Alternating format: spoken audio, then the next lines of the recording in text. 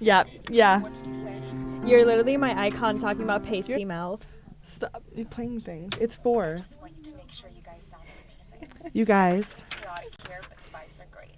do we say, like, we don't introduce Irina, right? No, I don't think we do Okay, anything. yeah. Irina, we go straight to the NYPD, has a history of cracking down on illegal and unregistered scooters and e-bikes. The past couple months, there have been...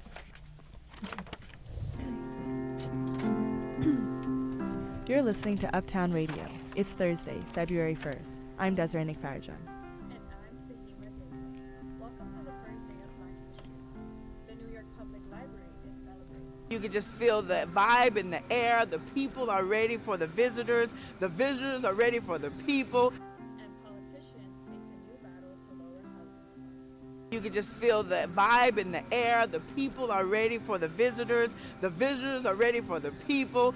Back with another balancing act is the famous Man on the Wire. Tonight, taking on the Cathedral of St. John the Divine. There is nothing left to chance, and that's what allowed me to do what I call a beautiful walk.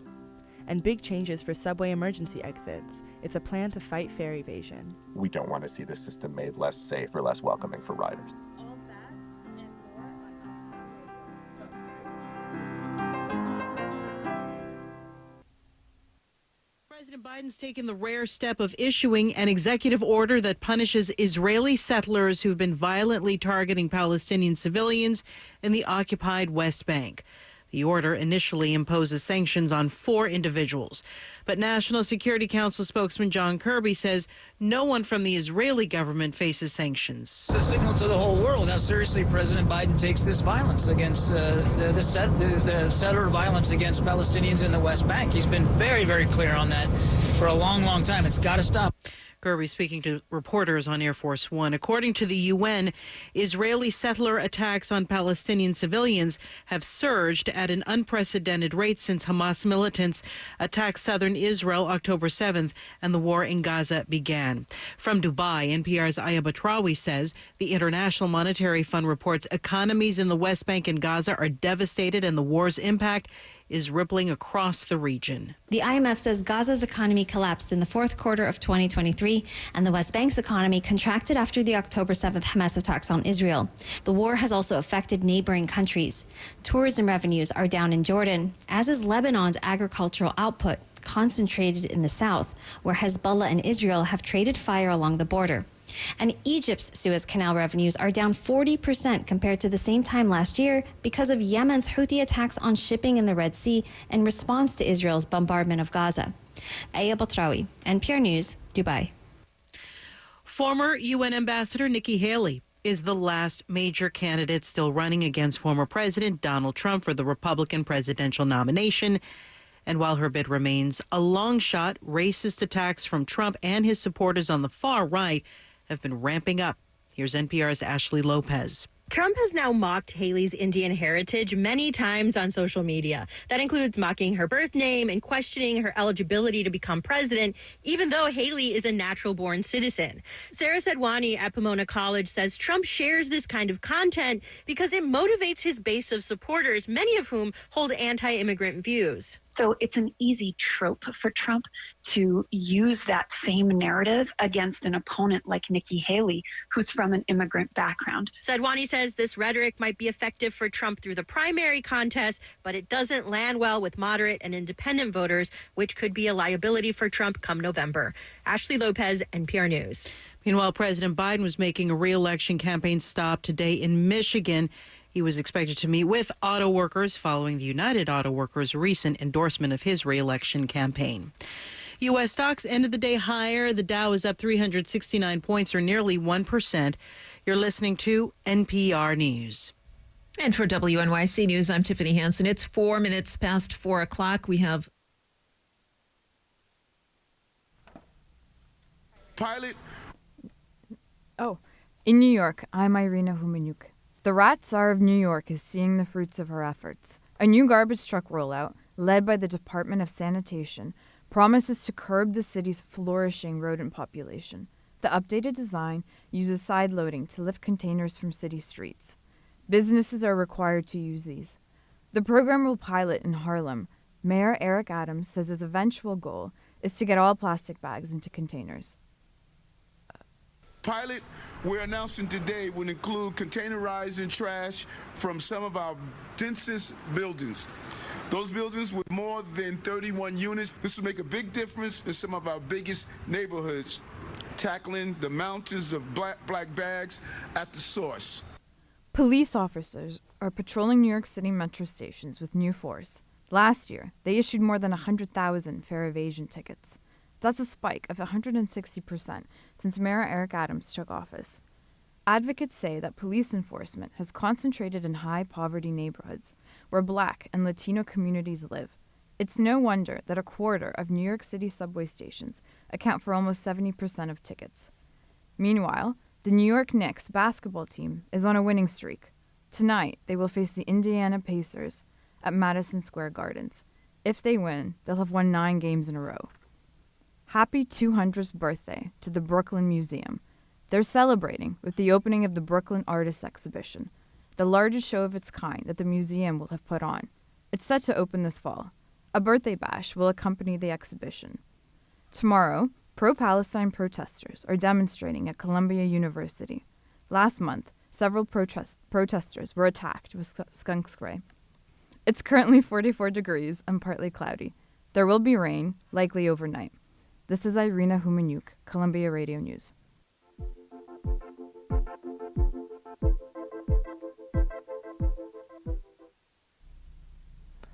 NYPD has a history of cracking down on illegal and unregistered scooters and e-bikes. The past couple months, there has been 17 robberies in NYC associated with bikes. Recently, the NYPD seized scooters from migrant shelters. I interviewed Tariq Baraskar, and he is an officer at New York Port Authority and previous NYPD officer, who says everything comes down to a welfare of people. It comes down to safety, okay? Like, if we have an unregistered car, vehicle, bike, whatever it may be on the road, that's a threat to everyone. Say something does happen, you get into a car accident, a normal person that has the proper insurance registration, it'll be fine. The insurance can pay for the damages, whatever the issue may be. When you have an unregistered vehicle that gets into an accident, hurts someone, kills someone, you're SOL. The victim, how are they going to get compensated? How are they going to be made whole again? These unregistered mopeds, bikes, whatever, just multiply that by 2, like there's no way of tracking them down to try to make the victim whole again. I believe that's what it mainly comes down to. So do you think there is a safe way to allow people to use these bikes for their livelihood from a police perspective? Because a lot of these people are just trying to make ends meet. Everyone out here is trying to feed their families, put food on the table. You have to go about it the legal way. Like, from a police officer standpoint, there's a reason to all these laws being in place. Maybe we can expedite the process to get these migrants licenses or whatever they may need. That's all part of the American dream, but you got to go about it the legal way. What do you think caused or sparked police to now target shelters? I believe it was the night before. A mob of migrants attacked 2 officers and a lieutenant. They all got released without bail. I believe that's assault 1, attacking a police officer. Migrants, at the end of the day, they are guests in our nation and in our city. How do you think we can keep ourselves safe? It looks very bleak. We don't know who's coming in. We have no record of these people. I personally don't feel safe. I fear for my family too. I don't let my mom go out alone anymore. Just because if something happens, there's nothing. I don't even know what a police officer or detective could do at that point. So it looks very bleak in terms of safety. What if they're like registered, documented immigrants, and then and they're doing things the right way, but then they're being unfairly treated by police? I guess there's a whole other aspect to that as well. I am all for a migrant coming here legally and getting the documents in order to provide for the family, because that is exactly what my parents did 20 years ago. They came here. My dad got a job working in delis and taxis, whatever, delivering pizzas, things like that. He went about it the legal way, and I will always support that no matter what. If a police officer wants to treat him unfairly, that's very immoral and wrong. I don't know why you would be doing that. If they're not doing anything wrong, why, you shouldn't be looking at them a certain way. I don't understand why a cop would do that just because that's racism. Do you have any tips, recommendations as a police officer on how people can keep themselves safe? And this may be hard to do, but I would avoid these migrant areas as much as I can. There's a lot of hotels in the city, Midtown area, where migrants are staying, where these shelters are in place. How do the police determine where specifically to do these crackdowns? It's very reactive. They take data and base actions and policies based off of that. Thank you. Thank you so much. It's the first day of Black History Month. It's also the birthday of Harlem Renaissance poet Langston Hughes. As Samuel Eli Shepard reports, New Yorkers are celebrating. Lady Ella Vista is standing outside the Apollo Theater. She's a tour guide. She has just finished leading a group through Harlem, discussing historic Black Americans, like Langston Hughes. She says she knows him very well. Yes, that's my neighbor on 127th Street. You can go and check him out. Yes, if you haven't seen the photograph of him, Google Langston Hughes. He's standing on the brownstone. That brownstone is on my block, 127th Street, 5th Avenue. Hughes lived on that block for 2 decades until 1967. A plaque on his old home says the neighborhood became his literary inspiration for poems like Harlem. It's about the elusiveness of the American dream. In the poem, Hughes asks, "What happens to a dream deferred?" Lady Ella Vista loves Hughes's work, so much so that she plans to celebrate the late poet's birthday. Well, I'm going to the Jazz Museum, and I think they're going to do something. And then afterwards, it may be I don't know, the Knicks are playing the Pacers, so that's the biggest thing on my mind today. But 10 blocks away, the Schomburg Center for Research and Black Culture is celebrating in a big way. Here's Novella Ford, the curator of a new exhibit focusing on an unexplored side of Langston Hughes.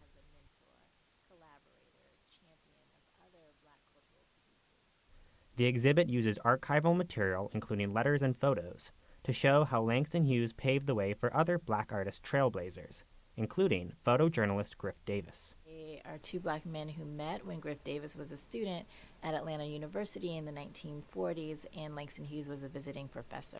And so Griff Davis has his own story to tell, right? He was the first roving editor at Ebony magazine. He spent 35 years working for the government, mostly based internationally as an international correspondent and a diplomat, right? Back at the Apollo Theater, tour guide Lady Ella Vista was delighted to learn about the Schomburg Center's new exhibit. That's where he's laid to rest. He is literally inside of the Schomburg. She's referring to an installation in the Schomburg Center called Rivers, commissioned after Hughes's death.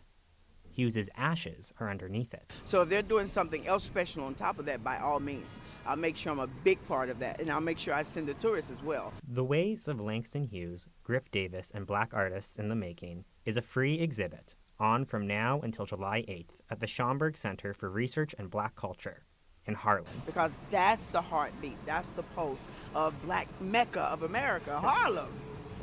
Samuel Eli Shepard, Columbia Radio News.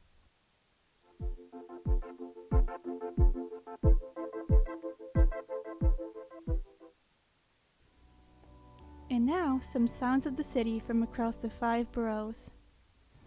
No, can you just kick out the string so I can drag? We'll hold on to the string over here. Father and daughter sledding in Central Park. So. You want it to go slower? Yeah. Okay, you can sit in front of me, and then we'll put it behind you. Okay, here we go. 1, 2, 3. No. Hello.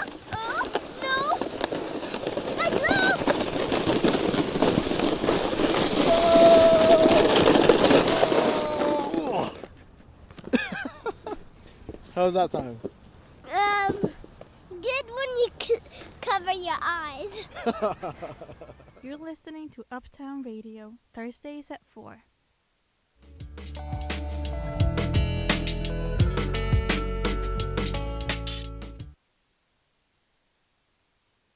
Marks a very special and dangerous performance at St. John Cathedral. At 6 o'clock, famous man on the wire, Philippe Petit, will once again defy gravity.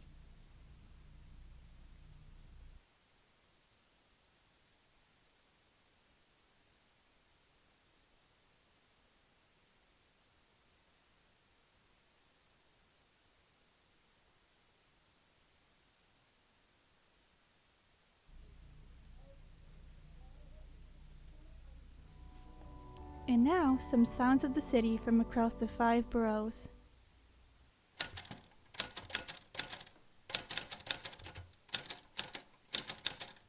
I like writing. I think it's always just been a part of who I am as a person. Olivia Williams, student writer in the Bronx. One of the things I'm doing now is I'm incorporating a typewriter because typewriters make you give up perfection. I'm a very crafty person, so if I'm not writing, I'm probably like crafting something. Like I like building Legos. That's a really good pastime for me. It's very sentimental, something I used to do with my grandmother.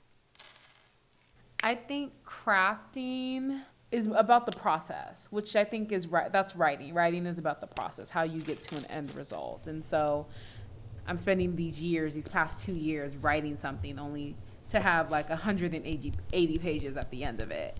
But I enjoyed the journey there. You're listening to Uptown Radio, Thursdays at 4. New York City politicians continue to struggle with making housing more affordable. Manhattan Borough President Mark Levine held a rally earlier today discussing his plans for a solution. Dean Condileo reports from City Hall.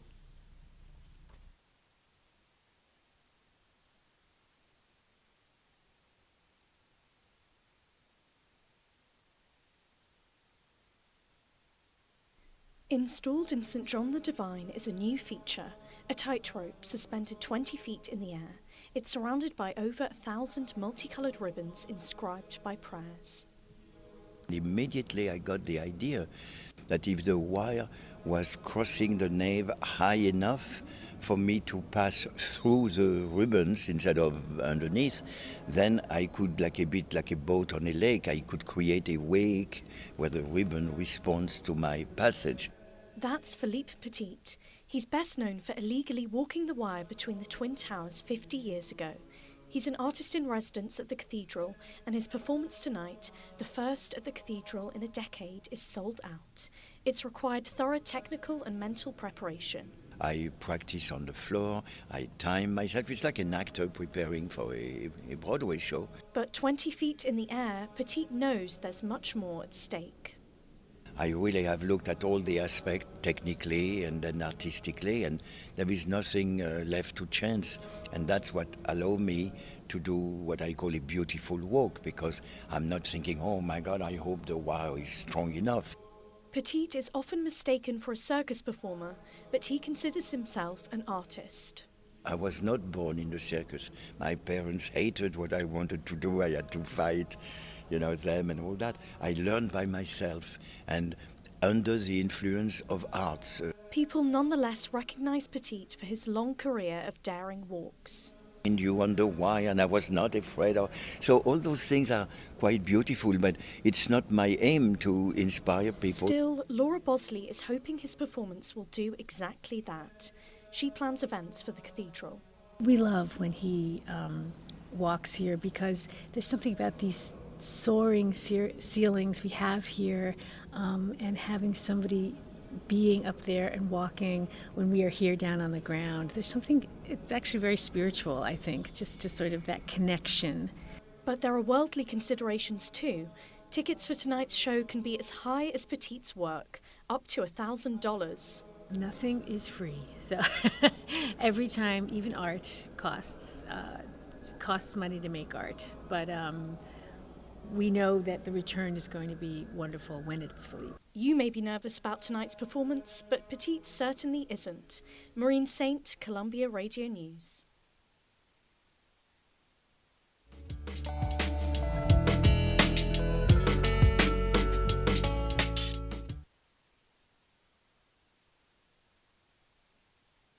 So the Fairness Panel reported, it was either last year or the year before, after a couple of years of work, recommending an expansion of the Fair Fares program, recommending new fare gates. But as far as we know from a pretty thorough review, they didn't recommend, making it harder to leave the system in order to discourage people from opening the gate where people come through. Mm-hmm. What do you think about this new pilot program and about the MTA's hopes for it? There are a lot of different ways of improving fare collection that they're exploring, and this one seems sort of punitive and reactionary. Locking the gates or having a delay lock on the gates, will make it much harder for people who use the gates routinely, who can't use turnstiles, people with wheelchairs, people with strollers, people with suitcases. The fact that the gate won't open immediately, which people expect it to, could cause a panic and, could result in endangering riders. So there's that concern as well. Right. And you mentioned that there were other potential solutions that the MTA that were considered. Well, they recognize there's no one solution. And in general, we encourage experimentation, right? In some ways, the MTA, shies away from it just because it's so big that when it does something, it's very hard to undo. Just as we don't want to see, people tackled and handcuffed over fare evasion, as sometimes happens. Mm-hmm. We don't want to see the system made less safe or less welcoming for riders. In terms of the work that Riders Alliance does, if these programs continue, what kind of work or response would come from you guys? Or we've been very focused for a long time on getting outside support for the transit system. And so, with the pandemic, we have moved further in that direction, I think, than we anticipated, which is the system is less fare dependent than before, just because there are fewer riders, largely because of people working from home. But I think we would have to see how it goes. I mean, hopefully this will proceed without incident, but I do think, I don't anticipate this pilot expanding. And I think part of it is, the outcry, justifiably, in particular from the community of people with disabilities who rely on the gates. Thank you so much. Okay. Pascal, go. From Columbia Radio News in New York, I'm Pascal Hogue. President Biden has issued an executive order targeting Israeli settlers accused of attacking Palestinians in the West Bank. The order imposes an initial round of financial sanctions and visa bans on 4 individuals accused of, quote, undermining peace, security, and stability in the West Bank. Biden officials say more individuals would be sanctioned in the future. The U.S. has approved plans for a series of strikes on Iranian targets in Syria and Iraq. This comes after a drone attack killed 3 U.S. soldiers at a military base in Jordan on Sunday. U.S. officials have blamed Iranian-backed militia group for the attack, which left 41 other troops injured. Iran has denied any role in the attack. The drone attack on Sunday and the U.S.'s plan to strike back is stoking fears that the war could spread into a wider regional conflict.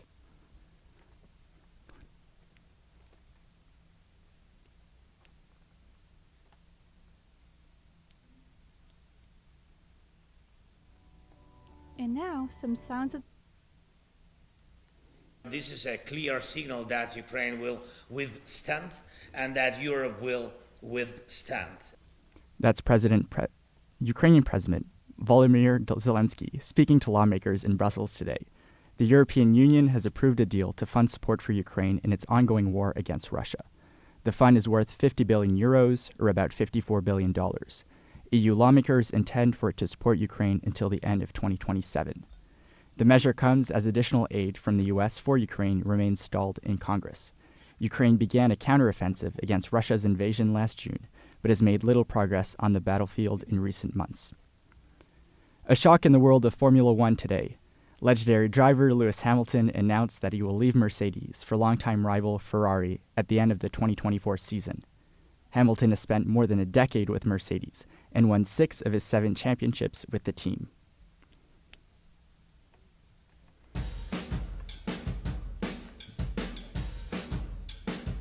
Tienes cara de gay. That's TikTok user @Reputation singing Taylor Swift's 2014 hit Shake It Off. You're going to be hearing a lot more of these covers on TikTok soon. That's because today Universal Music Group removed original recordings from some of its biggest stars, including Swift, The Weeknd, and Olivia Rodrigo, from the platform after the two failed to reach a new licensing deal. But altered versions of these songs, sped up and slowed down versions, as well as covers, which have been a mainstay on the app, will not be affected by the move. Universal says it has raised concerns about artists' pay rates and the rise of AI-generated songs in recent negotiations with the platform. TikTok has accused the label of spreading a false narrative. Pascal Hogue, Columbia Radio News.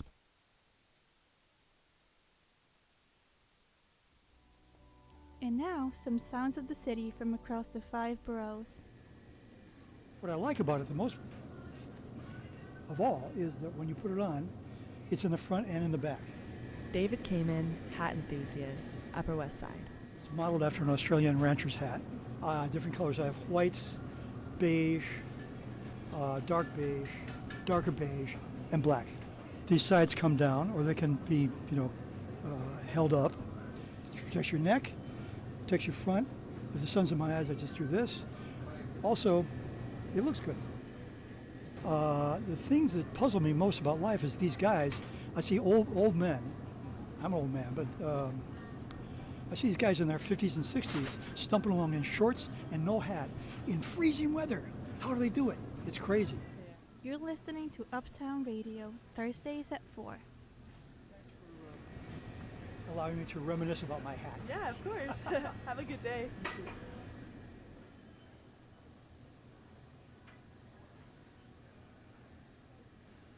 New York City politicians continue to struggle with making housing more affordable.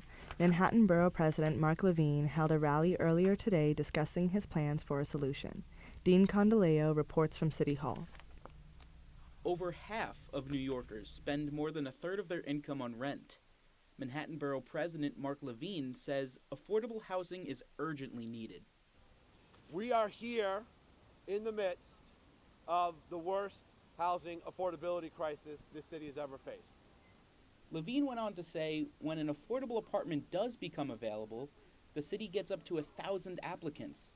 Standing before City Hall this morning, Levine announced a new plan that he says will create more reasonably priced apartments.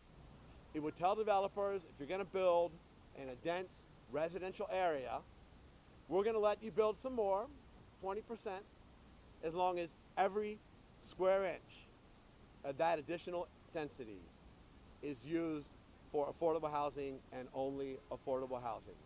Levine's proposal seeks to create over 10,000 affordable housing units citywide. Councilmember Keith Powers, who represents Midtown, says his team has been trying to figure out what affordable would mean.